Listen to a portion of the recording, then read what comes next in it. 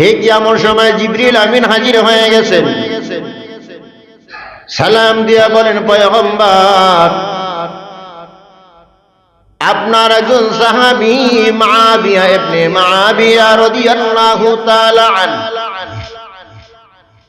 ইন্তেকাল করেছেন, তার জানাজার নামাজ হবে, আপনি তার জানাজার নামাজের ইমামতি করবেন। নবী বলে, আমি তো অনেক দূর, কোথায় মা বিবির লাশ, কোথায় জানাজা, আমি তো কিছুই দেখি না। এমন সময় জিবরিল আমিন তার পাখা দিয়ে একটু আঘাত করলেন, সামনের সমস্ত পাহাড়গুলো সরে গেল, সব আবরণ সরে গেল, মুআবিয়ার লাশ সামনে হাজির হয়ে গেছে। নবীজি জানাজার নামাজ আদায় করাইলেন।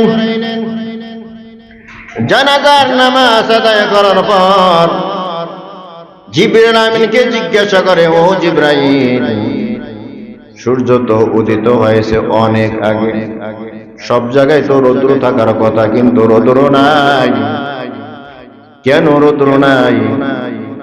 জিবরাইল আমিন বলেন, মুআবিয়া ইবনে মুআবিয়ার জানাজায় ৭০,০০০ রহমতের ফেরেশতা হাজির হয়ে গেছে। ওই ফেরেশতাদের কারণে সূর্যের আলো ঢাকা ভরে গেছে,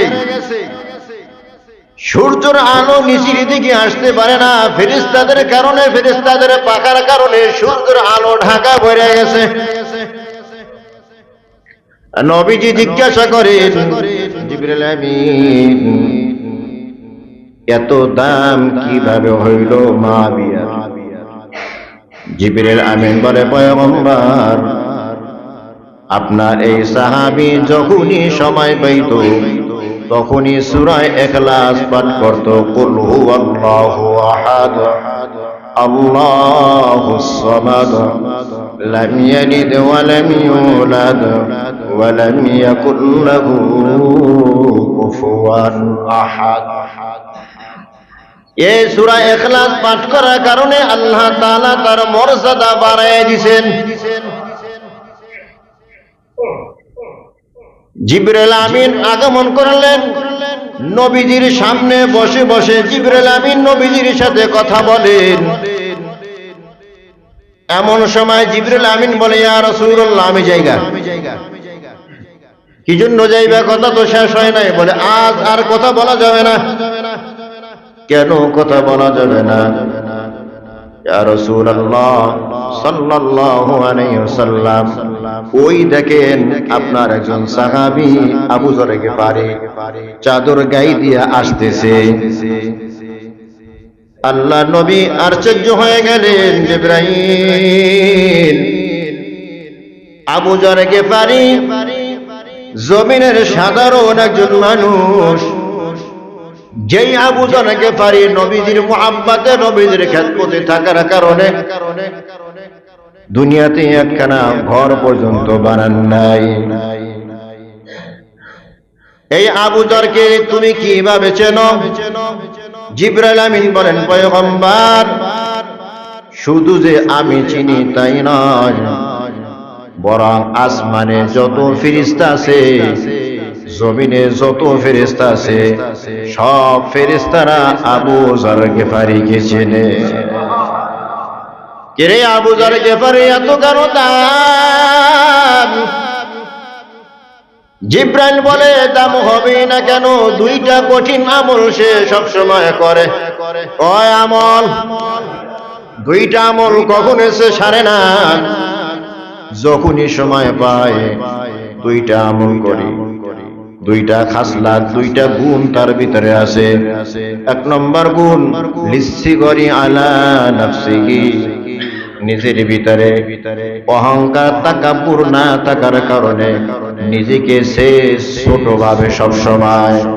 قال النبي صلى الله عليه وسلم من تواضع لله رفعه الله, যে নিজেকে ছোট ভাবে তাকে আল্লাহ তাআলা বড় বানায় দেয়। আবু যর গিফারীকে ছোট ভাবে, আমাদের স্বভাব হইল আমরা নিজেকে বড় মনে করি আমার মতো এলেমওয়ালা কেউ নাই, আমলওয়ালা কেউ নাই, অর্থওয়ালা কেউ নাই, পদমর্যাদাওয়ালা কেউ নাই। এ আমিত্ব ভাব আমার ভিতরে আছে না নাই? এই সমস্ত স্বভাব কোনো মুমিনের হতে পারে না। এই সমস্ত স্বভাব হবে কার? এই স্বভাব হবে মিস্টার ইবলিসের। কার হবে রে ভাই? মিস্টার ইবলিসের। আমি তো এটা মিস্টার ইবলিসের, এটা কোনো মুমিনের হইতে পারে না। মুমিনের খাসলাত হলো বিনয়ী হওয়া, ছোট হওয়া, নত হওয়া। আর ছোট হওয়া, বিনয়ী হওয়া, নত হওয়াকে আমার আল্লাহ বড় পছন্দ করেন। যার ভিতরে আমিত্ব এসে যায়, তাকাব্বুরে খাসলাত যার ভিতরে এসে যায়, আল্লাহ তাআলা তাকে পছন্দ করেন না। আল্লাহ তাআলা বলেন, আল কিবরিয়া উরিদাই ওয়াল আজমাতি জারি ফামান নাজানি ওয়াহিদাম মিনহুমা আলকাইতুহু ফিন্নার। অহংকার আমার কুদরতি গায়ের চাদর। যে অহংকার করলো সে যেন আমার কুদরতি গায়ের চাদর নিয়ে টানা খাসরা শুরু করলো। আর যে আমার কুদরতি দেহের চাদর নিয়ে টানা খাসরা করে, তার জায়গা আর কোথাও নয়, তার জায়গা হলো জাহান্নাম। কোথায়?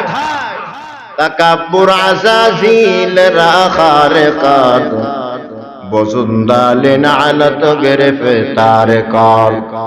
মিস্টার ইবলিস অহংকার করার কারণে লানতের মালা তার গলায় পরানো হয়েছে। ওই খাসলা তোমার আর আমার ভিতরেও যদি এসে যায়, তুমি আমিও জলিল খার হয়ে যাব, ধ্বংস আর হালা হয়ে যাব। অতএব আল্লাহর সামনে নত হও। আমার চেয়ে গুনাহগার আর বড় কেউ নাই, আমার চেয়ে কম আমলওয়ালা আর কেউ নাই, আমার চেয়ে এই জগতে বেকুব আর কেউ নাই। এভাবে নিজেকে যদি ছোট ভাবতে পারো, আল্লাহ তাআলা তোমাকে বড় বানায়া দিবে। তো জিবরাইল আমিন বলে, পয়গম্বর, আবু যরের ভিতরে দুইটা গুণ আছে। কয় গুণ? দুইটা গুণ। এক নম্বর হলো লিসসিগরি আলা নাফসিহি, সে নিজেকে নিজে ছোট মনে করে। ইলমও আমি ছোট, আমলও আমি ছোট, ইবাদত বন্দেগী তো আমি ছোট। আবু যর আরো নিজেকে নিজে বুঝায়, আল্লাহ পাক যদি ঘোষণা দিয়ে দেয় তামাম মানুষের ভিতরে একটা মানুষকে আমি জাহান্নামে দিব, আবু যর বলে ওই মানুষটা হইলাম আমি আবু যর। কত নিজেকে ছোট মনে করেছে। এই গুণ আমাদের মধ্যে আসেনি, নাই। অহংকারী গুণ আমাদের ভিতরে আছে। আমি সব বোঝা বুঝি, হ্যাঁ, আমি সব জানা জানি। এই খাসলাত, এই গুণ আমাদের ভিতরে আছে। নিজেকে মিটানো, নিজেকে ছোট ভাবা, এই গুণ আমাদের ভিতরে। জিবরাইল আমিন বলে, আবু যরের এত দাম, এত মান, এত সম্মান কেন? এক নম্বরে হলো নিজেকে ছোট মনে করে। দুই নম্বর খাসলাত ওয়া কাসরাতি তিলাওয়াতু সূরাতু ইখলাস। আবু বকরের আমল, আবু যর গিফারির আমল নামার ভিতরে এত খতম কোরআনের আমল আছে যা অন্য কোন সাহাবীর ভিতরে না। মানে আবু যর গিফারি যখনই সময় পাইতো আপনার আর আমার মতো বইসা বইসা আড্ডা মারতো, গিবাত শেখাইতে লিপ্ত হইতো না।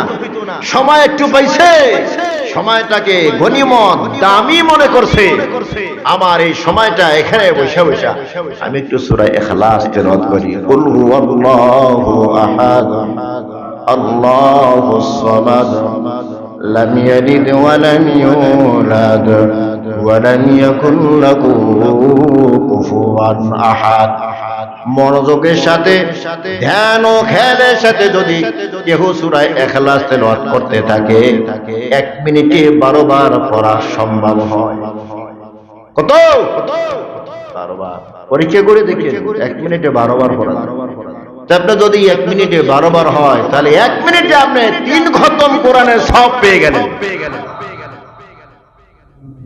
ভাবা কঠিন, করা সহজ। দুনিয়ার আখিরাত সম্পূর্ণ উল্টা। দুনিয়া ভাবা সহজ, করা কঠিন। আখিরাত ভাবা কঠিন কিন্তু করা সহজ। সুবহানাল্লাহ।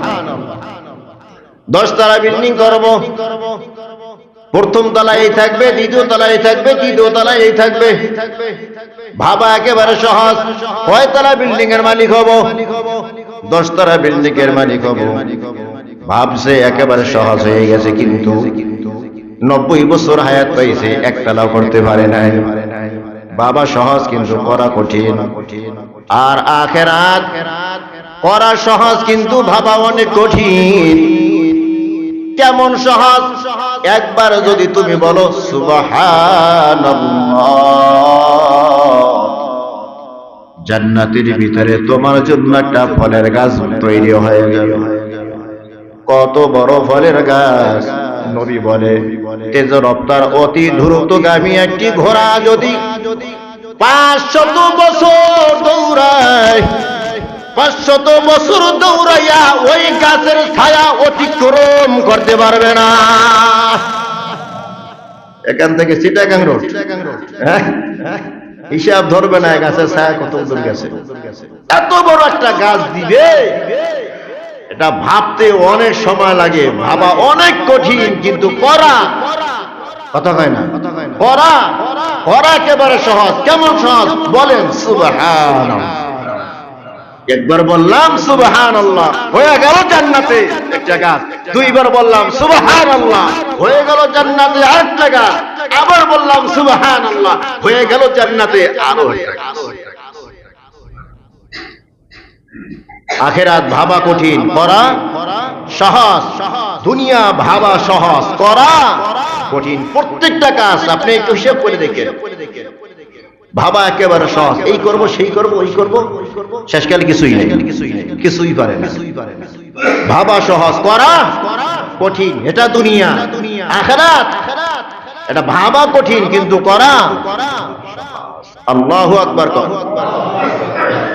হ্যাঁ, নবীজির একজন সাহাবী মসজিদে বসে 2 হাত তুলে দোয়া করতেছেন, ইয়া আহাদ, ইয়া সামাদ, ইয়া মান লাম ইয়ালিদ ওয়া লাম ইউলাদ ওয়া লাম ইয়াকুল লাহু কুফুয়ান আহাদ।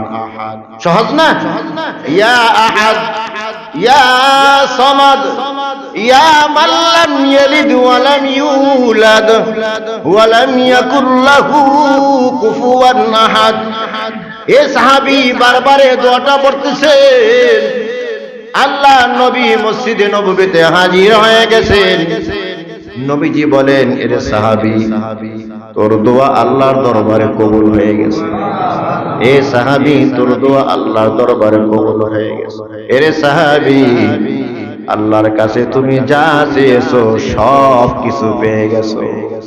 কয়বার বললেন? 3 বার বললেন। যে বাক্য বলে তুমি আল্লাহর কাছে দোয়া করেছো, আল্লাহর দরবারে কবুল হয়ে গেছে। সুবহানাল্লাহ। কত ফজিলত, ফজিলত শেষ হবে না বলতে বলতে। নবীজির কাছে এক সাহাবী আসেন, ইয়া রাসূলুল্লাহ সাল্লাল্লাহু আলাইহি ওয়াসাল্লাম, ঘরের ভিতরে কোনো খাবার নাই, বড় অভাব অনাটনে আছি, কি করা যায়? নবীজি সেও তো বড় অভাব, তার ঘরের ভিতরেও তো কিছু নাই। কার কাছে তুমি অভিযোগ দাও? যার ঘরে চুলায় মাসকে মাস পার হয়ে যায়, আগুন জ্বলে না, এমন ব্যক্তির কাছে আইসা বলো, আমার ঘরের ভিতরে অভাব, কি করা যায়, পরামর্শ দেন। নবীজি কাউকে খালি হাতে ফিরিয়ে দিতেন না। নবীজি বলেন, আরে সাহাবী, ঘরের ভিতরে যখন তুমি প্রবেশ করবা, প্রবেশ করিয়ে বলবা আসসালামু আলাইকুম ওয়া রাহমাতুল্লাহ। ঘরে ঢুইকা কি করব? দেইনি সালাম আমরা, আমরাও দেই না, আমাদেরকেও দেয় না। বুবার মতো ঘরে ঢুকি, নালে বকতে বকতে ঢুকি। হ্যাঁ, এই তো আমাদের খাসলা। নবীজি শিখায় দেন, হে সাহাবী, ঘরে যখন তুমি ঢুকবা কি বলবা? ঘরে দরজায় গিয়া বলবা আসসালামু আলাইকুম ওয়া রাহমাতুল্লাহ। ঘরের ভিতরে যদি কোনো লোক না থাকে তাহলে তুমি নিজে নিজেকে সালাম দিবা, তুমি নিজে নিজেকে সালাম দিবা। সালাম দিয়া তুমি সূরা ইখলাস তেলাওয়াত করবা, কুল হুয়াল্লাহু আহাদ আল্লাহুস সামাদ লাম ইয়ালিদ ওয়া লাম ইউলাদ ওয়া লাম ইয়াকুল লাহু কুফুয়ান আহাদ। আমলটা তুমি নিয়মিত করতে থাকো, এই আমলের বদলায় আল্লাহ তাআলা তোমার অভাব অনটন দূর করে দিবে। কিছুদিন পর ওই ব্যক্তি নবীজির দরবারে হাজির, ইয়া রাসূলুল্লাহ সাল্লাল্লাহু আলাইহি ওয়াসাল্লাম, আল্লাহ তাআলা আমার অর্থ সম্পদের ভিতরে এতটা বরকত দিয়েছেন, আমি শুধু নিজে উপকার হই তাই নয়, বরং আমার পাড়া প্রতিবেশী ও আমার অর্থ সম্পদ দ্বারা উপকৃত হয়। ওই ইখলাস, ওই বিশ্বাস আমাদের নাই, আছে? ওই কোরআন তো এখনো আছে, কথা কয় না? ওই কোরআন এখনো না, ওই ইখলাস এখনো না, ওই সালাম এখনো আছে না, কিন্তু ওই বিশ্বাস এখন নাই, ওই বিশ্বাস এখন নাই। বেলাল আযান দিয়েছে, বেলালের মতো আযানও এখন আছে। বেলালের আযানের ভিতরে যে রুহানিয়ত ছিল, ওই রুহানিয়ত এখন আযানের ভিতরে আছে। বেলালের আযান সাত তবক আসমান ভেদ করে আরশে আজিম পর্যন্ত পৌঁছে দিত। আরশ বহনকারী ফেরেশতারা বেলালের আযানের ধ্বনি শুনতে পাইত। ওই আযান এখন নাই, আছে? মসজিদ এখন আছে, কিন্তু নবীর যুগে যেই সাহাবীরা যেই নামাজি ছিল, ওই নামাজি এখন নাই, কথা কয় না? ওই নামাজি এখন আছে? নাই। নবীর যুগে মসজিদ কাঁচা ছিল, কিন্তু নামাজি পাকা ছিল। আর বর্তমান জমানায় মসজিদ সুন্দর, নামাজি সুন্দর না। মসজিদ পাকা, নামাজি পাকা না। নামাজি নামাজ পড়ে জানি না সে কি পড়ে, আসলো আর মুরগির মতো একটা সিজদা দিয়ে গেল, কথা কয় না? এখনো আমাদের নামাজের অবস্থা। ওই ইখলাস এখনো আছে, কিন্তু ওই জবানটা এখন আর নাই, ওই দিলটা এখন আর নাই। এই জবানেও ওই দিল যে বানাতে পারবে, ওই জবানটা যে বানাতে পারবে, তার সমস্ত সব কিছুর জিম্মাদার আল্লাহ তাআলা নিজে হয়ে। নবীজি কোনো অর্থ সম্পদ হাতে দিলেন না, আমল শিখিয়ে দিলেন। ঘরে প্রবেশ করার সময় সালাম দাও, একবার সূরা ইখলাস পড়ে নাও। যতবার ঘরের ভিতরে প্রবেশ করবে ততবার সালাম দিবে, যতবার ঘরের ভিতরে প্রবেশ করবে ততবার সূরা ইখলাস পাঠ করবে। আমল শিখিয়ে দিল, বিশ্বাস হয়ে গেছে। নবী যে আমল দেয়, ওই আমলের ভিতরে কোনো গলতি থাকতে পারে না।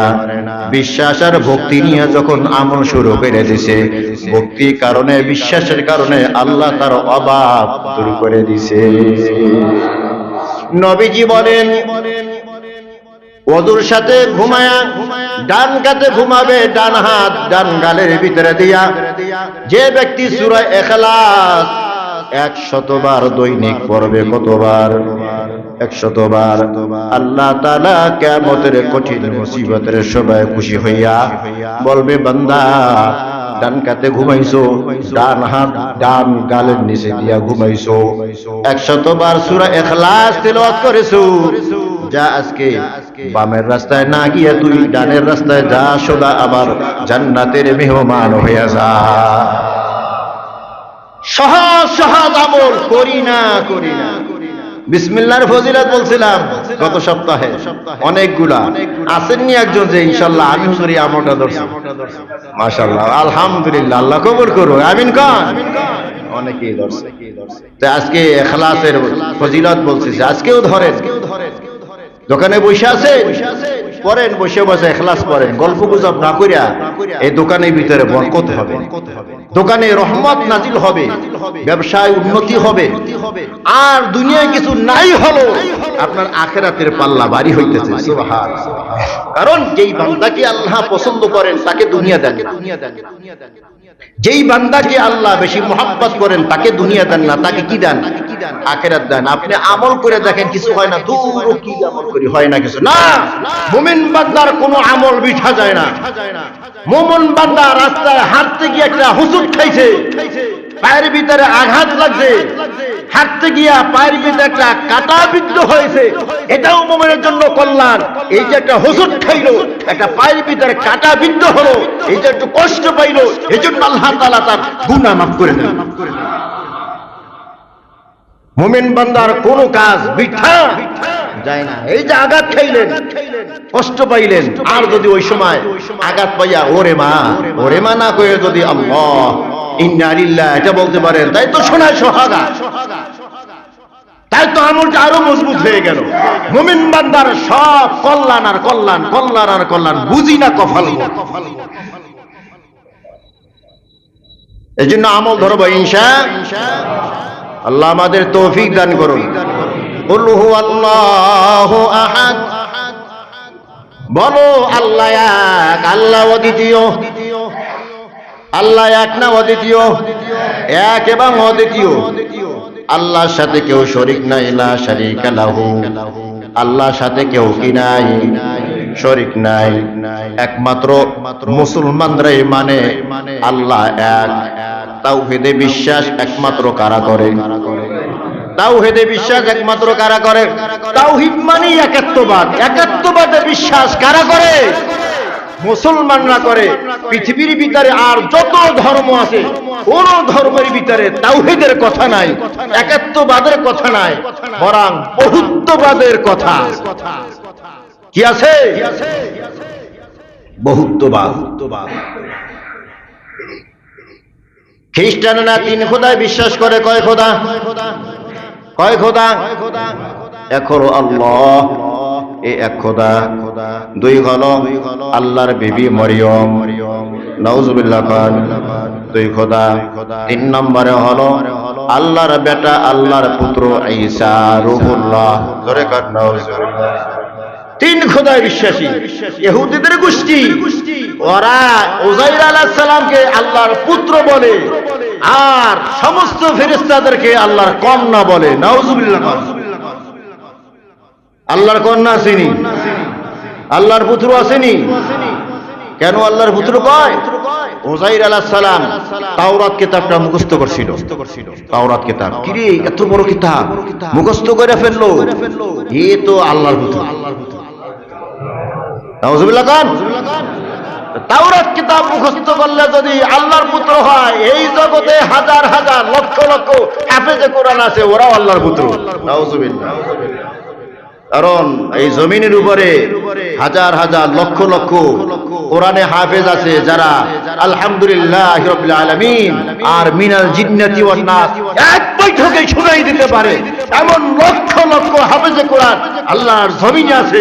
যদি তাওরাত মুখস্থ করে খোদার পুত্র হয়, তাহলে এই কোরআন মুখস্থ করে কি হবে? আল্লাহর পুত্র। নাউজুবিল্লাহ কান। আবার ঈসা আলাইহিস সালামকে বলে আল্লাহর পুত্র। কেন আল্লাহর পুত্র বলে? বলে ঈসা রূহুল্লাহর তো বাবা নাই, বাবা ছাড়া সন্তান দুনিয়ায়, এই জন্য ঈসা আলাইহিস সালাম আল্লাহর পুত্র। নাউজুবিল্লাহ। এরে মগার ঘরের মগা, ঈসা রূহুল্লাহর বাবা নাই, এই জন্য যদি ঈসা রূহুল্লাহ আল্লাহর পুত্র হয়, আদম আলাইহিস সালাম হাওয়া আলাইহিস সালামের মা নাই, বাবাও নাই, তাহলে আদম আর হাওয়া কি হবে? হ্যাঁ, কথা কয় না? ঈসা রূহুল্লাহ শুধু কি নাই? বাবা নাই, এজন্য ঈসা রূহুল্লাহরে কয় কার পুত্র? আল্লাহর পুত্র। আরে আদম পয়গম্বর হাওয়ার তো মাও নাই, কি নাই? বাবা নাই, ওদেরকে কি বলবা? আল্লাহর এটা শান। আল্লাহ বলেন মার বাবার মাধ্যমে সন্তান দুনিয়াতে আসে, জন্ম দাও। এ কথা ঠিক না, ঠিক না। বরং মা বাবা ছাড়াও আমি আল্লাহ সন্তান দিতে পারি, এ ক্ষমতা আমার আছে না নাই? আদম আর হাওয়াকে আমি মা আর বাবা ছাড়া বানাইছি, ঠিক ওইভাবে আমি আল্লাহ ঈসা রুহুল্লাহকেও বাবা ছাড়া বানাইছি। বেবে দরকার জিন্দা পয়দা উকুনাদ লিফলেরা দর মাহদে গুয়া উকুনাদ। জন্মের পরেই ঈসা রুহুল্লাহ কথা বলা শুরু করে দিছে। ইহুদির গোষ্ঠী আসছে, কে মরিয়ম তোর মা তো ভালো, তোর বাবা তো ভালো, বেবিচার কেন করলি? জেনা বেবিচারে কেন লিপ্ত হইলি? যদি ঈসা আলাইহিস সালাম আল্লাহর সন্তান হইতো, তখন মরিয়ম বলতো আমাকে কেন অপবাদ দাও, আমাকে কেন জিনাকার বলো? আমার বৈধ কি আছে? আমার বৈধ কি আছে?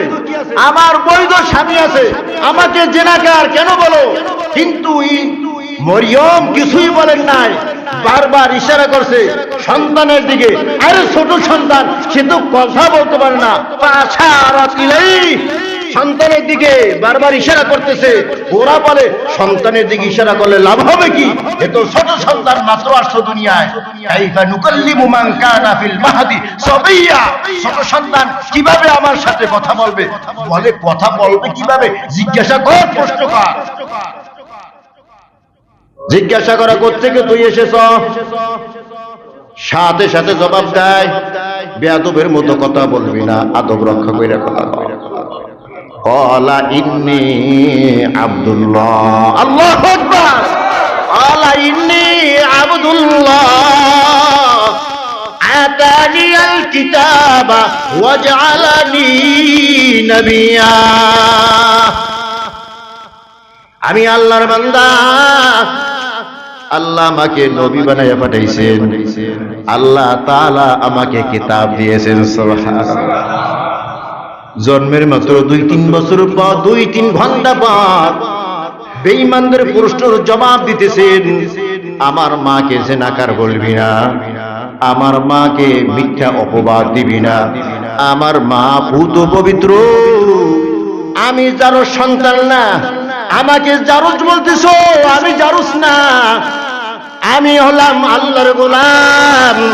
ক্বালা ইন্নী আব্দুল্লাহ, আমি আল্লাহর গোলাম। আতানিয়াল কিতাব, আল্লাহ আমাকে কিতাব দিয়েছে। ওয়াজআলানি নবিয়্যা, আল্লাহ আমাকে নবী বানাইছে।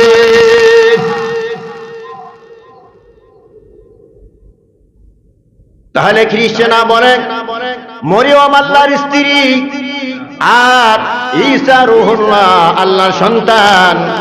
আর আল্লাহ তো আল্লাহ তিন খোদা, তারা বিশ্বাস করে। আর হিন্দু ভাইদের কথা আর কি বলবো, 33 কোটি দেব দেবায় বিশ্বাস করে। কত? 33 কোটি। এর ভিতরে 3টা হলো বড়, ব্রহ্ম, বিষ্ণু আর মহাদেব। এই 3টা বড়। ব্রহ্ম যে খালেক, সৃষ্টিকর্তা, আর বিষ্ণু যে রব, লালন পালনকারী, আর একটা হলো মহাদেব, এ সংহার করে, এ ধ্বংস করে। তাহলে এই 3টা দায়িত্ব 3 খোদার মধ্যে এরা বন্টন করে দিয়েছে। এই যে বড় বড় 3 খোদা। নাউজুবিল্লাহ খান। আর আমরা বিশ্বাস করি আল্লাহ আমাদেরকে সৃষ্টি করেছেন, আল্লাহ আমাকে লালন পালন করতেছেন। প্রয়োজন বোধে আল্লাহ আমাকে ধ্বংস করবেন। ধ্বংস করবে কে? দুনিয়া হতে বিদায় করার ক্ষমতা কার? আমার যদি মরণের ফয়সালা না হয়, তাম দুনিয়ার সব একত্রিত হইয়াও আমাকে মারতে পারবে না। পারবেনি? না, পারবে না। আর যদি আমার মরার ফয়সালা হয়, ফয়সালা কে করেন? আমার যদি মরার ফয়সালা হয়ে যায়, তাম দুনিয়ার সবাই পাহারাদারি করিয়াও আমাকে বাঁচাইতে পারবে না। হ্যাঁ, আছে না নাই? হ্যাঁ, বডিগার্ড দুনিয়া আছে না নাই? একটু উন্নত লেভেলের হইলি তার বডিগার্ড আছে না নাই? এ ভাই, বডিগার্ড হইয়া কি লাভ? আসলে তো রুহ গার্ড হওয়া দরকার। কোন গার্ড? কথা কেন রুহ গার্ড। আরে বডি গার্ড হইয়া কি হবে? বডি তুমি পাহারা দিবা, বডি পাহারা দিবা ঠিক আছে, বডি ঠিক আছে, বডির ভিতরে রুহ নাই, ওই বডি কোনো দাম নাই। বোঝেন নাই মনে হয়? বডি গার্ড হইয়া কি লাভ হবে? বডি তুমি পাহারা দিয়া বডি বডি জায়গায় রাখলা, বডির ভিতরে আসল জিনিসটাই কি নাই? রূহ নাই। এই বডির কোনো দাম আছে নাকি? কিছুক্ষণ পরে পচা শুরু করবে। বডি গার্ড হয়ে কি লাভ নাই? যদি পারস না রূহ গার্ড। কোন গার্ড হয়? রূহ গার্ড হইতে পারবে না কেউ। সৃষ্টি করেন কে? লালন পালন করেন কে? আলহামদুলিল্লাহি রাব্বিল আলামিন। সব প্রশংসা কার জন্য? সব প্রশংসা আমার আল্লাহর জন্য। কে? আমার আল্লাহ রাব্বিল আলামিন, যে সমস্ত জগতের লালন পালন কর্তা। সব প্রশংসা তার। আল্লাহু আকবার।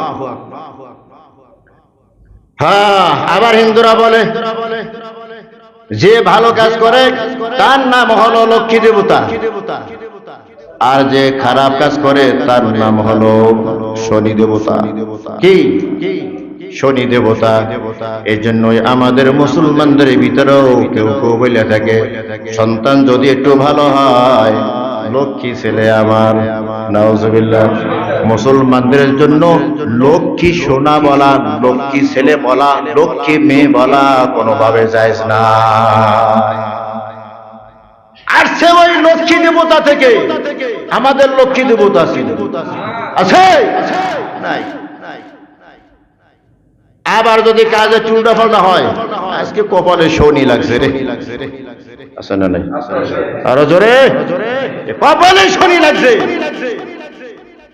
এই কথা বিশ্বাস করো মুসলমানদের জন্য, মুসলমানদের জন্য জায়েজ নাই। মুসলমান বলেন ওয়াল কদরি খাইরিহি ওয়া শাররিহি মিনাল্লাহি তাআলা। ভালো আর মন্দ সব কিছু তকদিরের উপরে বিশ্বাস, আল্লাহর পক্ষ থেকে হয়।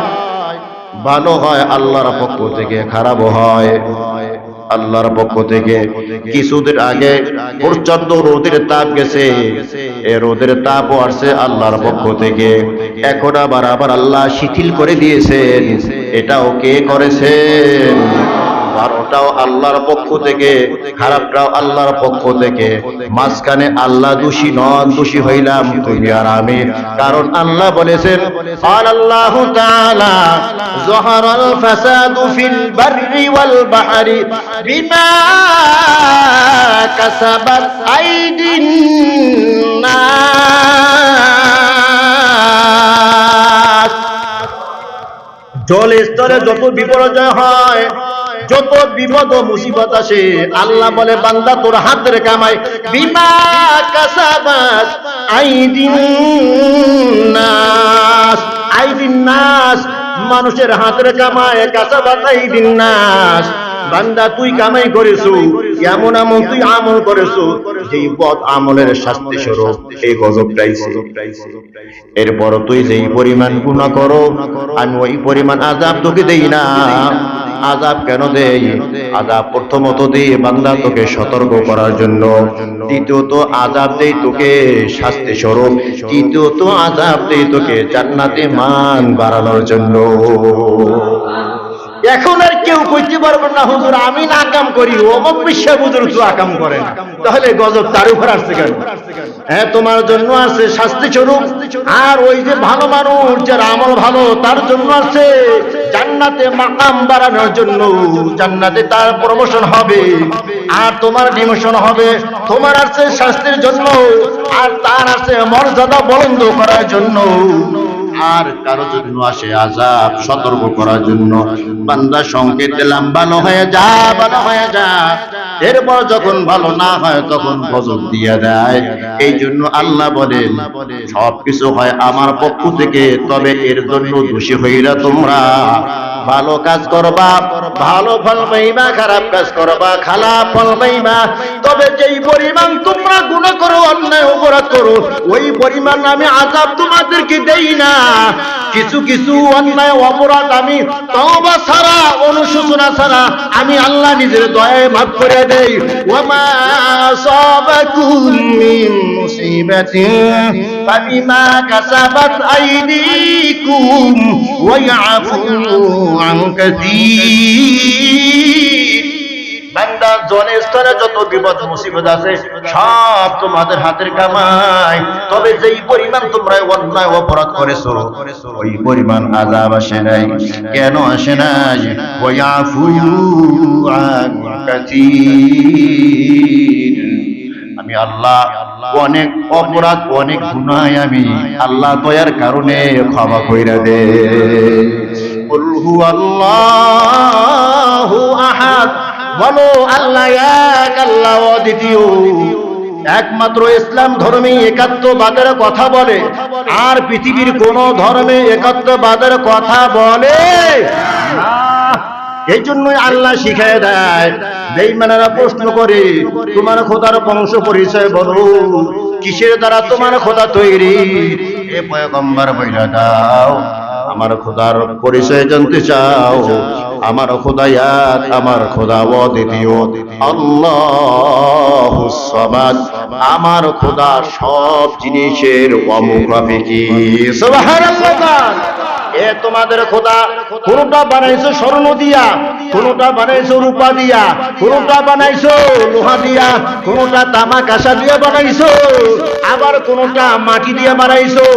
আমার খোদা কোন জিনিসের মুহতাজ না। তুমি যেই খোদাকে স্বর্ণ দিয়ে বানাইছো ওই খোদা স্বর্ণের মুহতাজ। কথা কোন ঠিক কিনা? আমি মানুষ, আমি হাড্ডি আর মাংসে মিল্লা মানুষ, অতএব আমি হাড্ডির মুহতাজ, আমি মাংসের মুহতাজ। আল্লাহ বলেন আমি স্বর্ণের মুহতাজ না। স্বর্ণের যদি মুহতাজ হইতাম তাহলে অর্থটা কেমন দাঁড়ায়? স্বর্ণ আগে অস্তিত্বে এসেছে, এরপরে স্বর্ণ কেউ শ্বাসের ভিতরে ঢালিয়া এরপরে খোদার প্রকৃতি বানাইছে, এরপরে সে খোদা হয়ে গেছে। তাহলে খোদার আগে স্বর্ণ আসলো? আমি আল্লাহ কোন জিনিসের মুহতাজ না।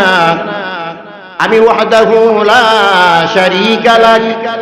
পৃথিবীর সব মাখলুক আমার কাছে মুহতাজ। আমরা খানার জন্য আল্লাহর কাছে মুহতাজ, বেঁচে থাকার জন্য আল্লাহর কাছে মুহতাজ। এই আল্লাহ তাআলা মাগনা আমাদেরকে অক্সিজেন দিয়ে রেখেছেন। বিশ্বাস করেন বলেন, 2টা মিনিট যদি পৃথিবীর ভিতরে অক্সিজেন বন্ধ হয়ে যায়, তোমার আমার মতো বাহাদুর আর দুনিয়ায় থাকতে পারবে না। পারবে? অতএব আমরা অক্সিজেনের কাছে মুহতাজ। আল্লাহ বলে আমি অক্সিজেনের কাছে মুহতাজ না, আমরা খানার কাছে মুহতাজ।